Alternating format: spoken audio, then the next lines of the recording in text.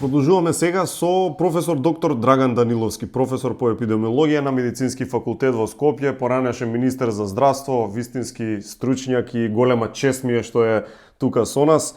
Професоре, прво нешто што ќе ве прашаме, може ли да се надеваме дека вирусов ќе го снема за некое време или просто кажано кај премногу луѓе го има, нема назад, тоа е тоа, ќе биде дел од нас?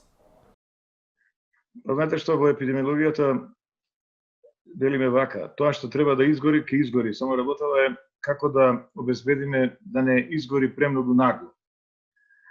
Кога велам изгори, мислам на стекнување на имунитет на мнозинството на популацијата, односно обезбедување така наречен колективен имунитет, или англичаните го викаат herd immunity, го преведуваат според мене можне вака несреќно некој како колектив на стадото, имунитет на стадото. Не ми се допаѓа тоа, ние го вообичајуваме изразот колективен имунитет.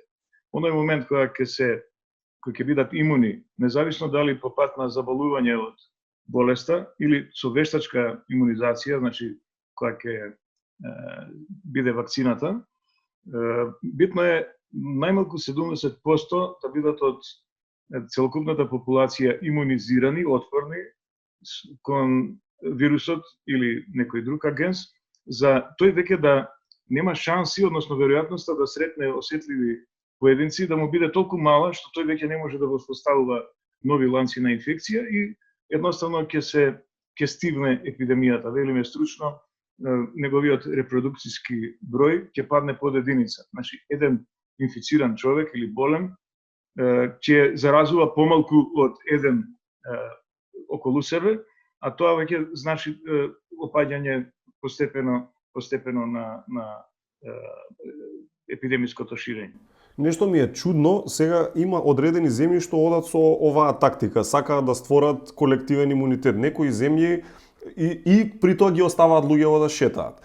Некои земји како нашава користат нели малце поригорозни мерки. Сега нели е тоа, како да кажем, некако дали треба да се плашиме дека секој прави различно и просто речено светот како глобална единка ќе има проблем баш поради тоа што не одговараме на еден колективен начин?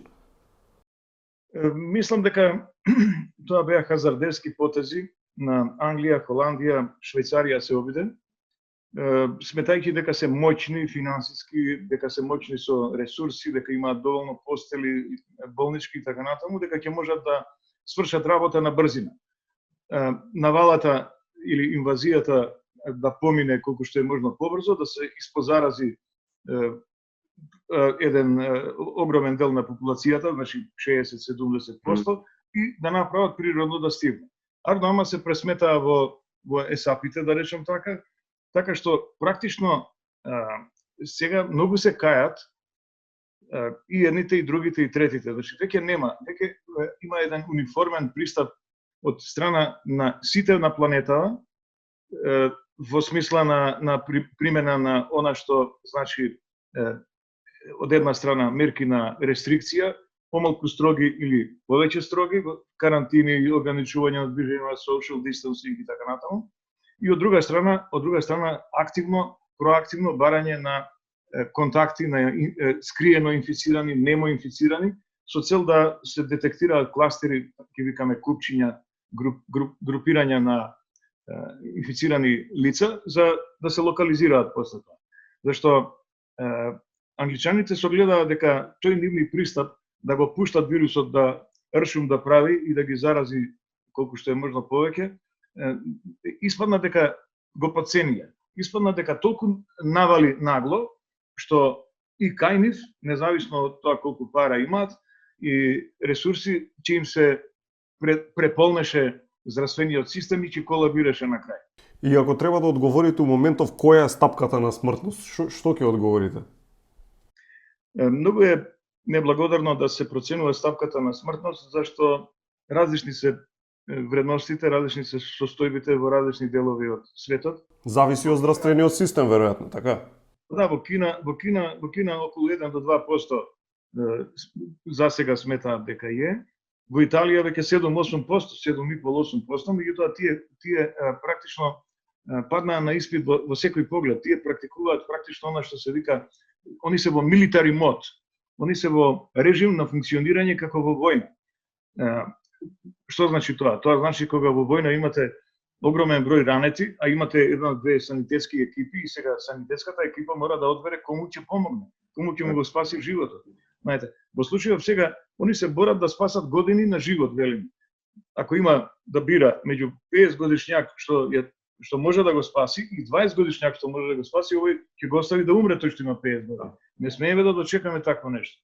Добро, ние сега во која ситуација сме? Кај нас смртноста 3 имаме, негде околу 1,5.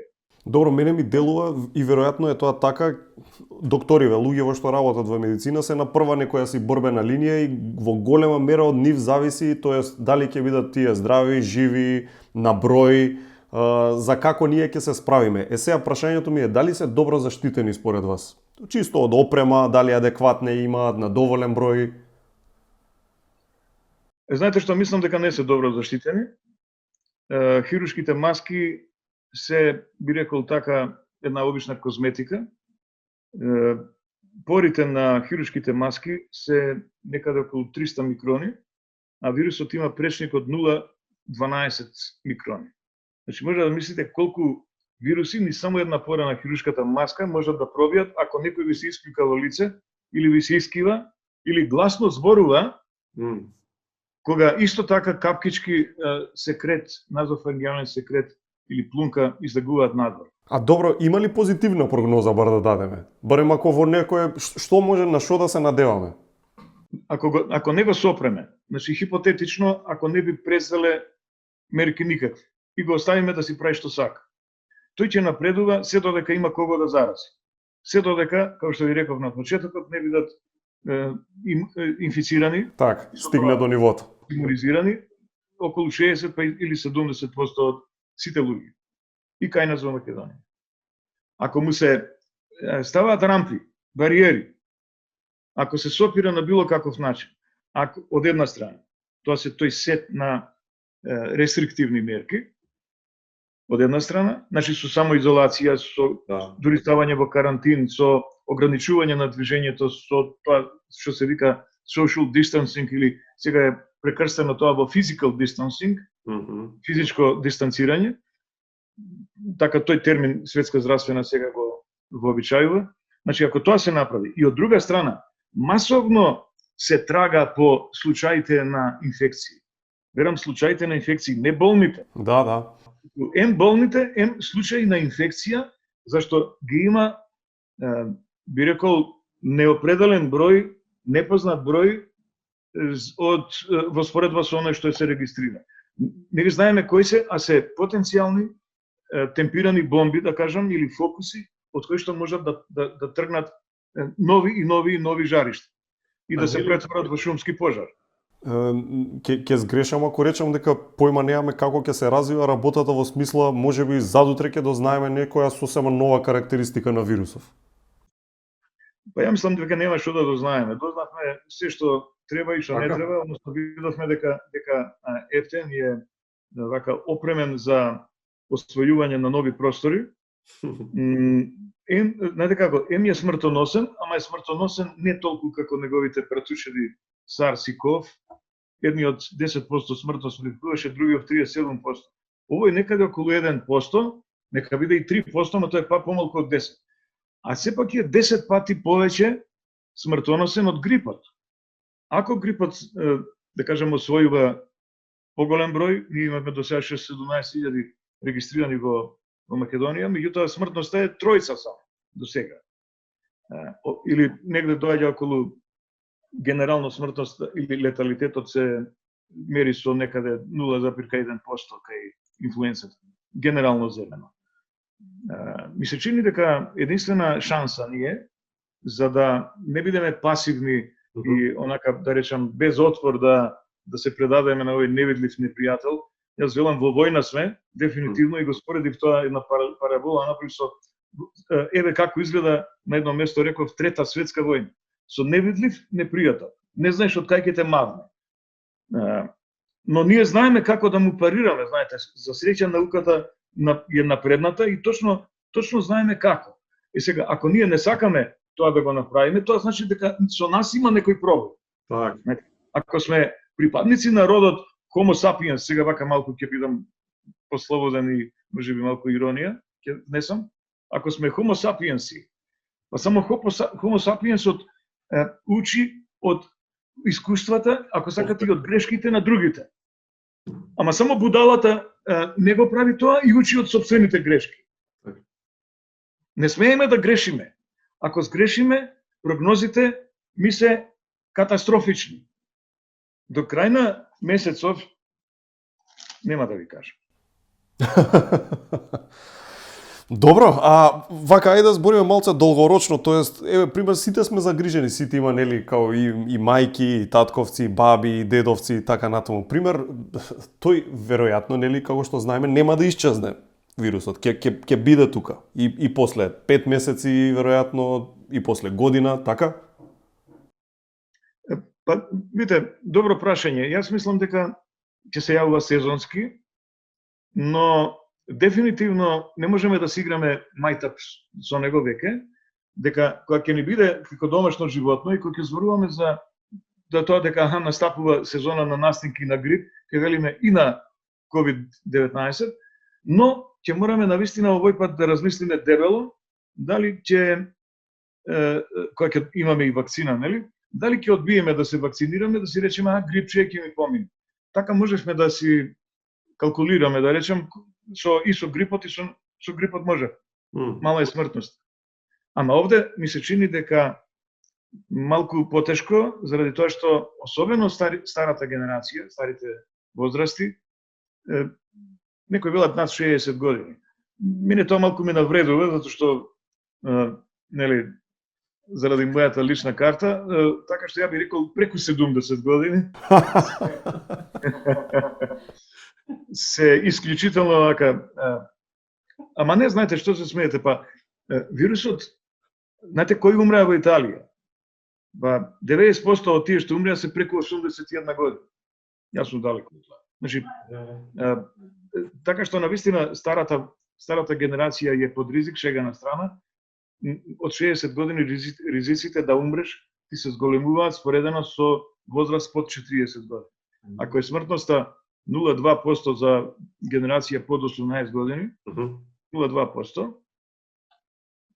што е ништожно, веројатноста да умреш ако си преку 70 години е 14-15%.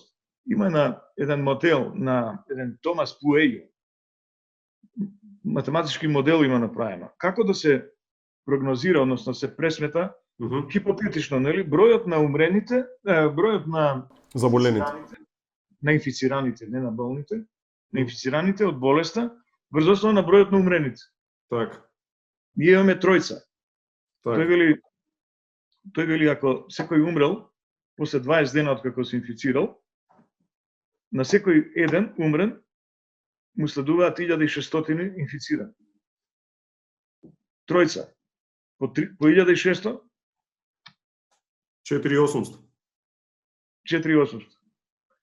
Ако е time of doubling, значи времето во кое што се удвојува, кај не се 5-6 дена, ако е 6 дена еве,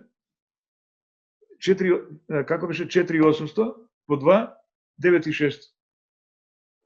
Уште една недела влегуваме у 20.000. Уште една недела 18.200. Уште една недела 38.400. Уште една недела 76.800. Уште една недела да терам понатаму. До крај на месецот 300.000. Сакам да верувам дека моделов не одговара на вистината. Дека не е точно дека на еден умрен одговараат 1600. Некои математики правев дека до средината на април ќе имаме околу 1000 души. До средината на април.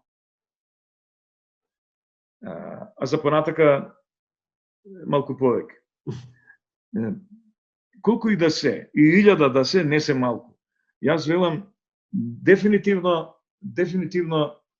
мораме да се избориме. Едноставно не прифаќам дека не можеме тоа да го сториме. Знаете, па не се попаметни кинезите појавили. Па ние овде сме исто така Homo sapiens. Не сме Буда. Ќе успееме. Ќе успееме, и јас мислам така. Професоре, фала ви што успеавте да одвоите време. Јас вам ви благодарам на поканата. Се извинувам ако бев малку по-така театрален.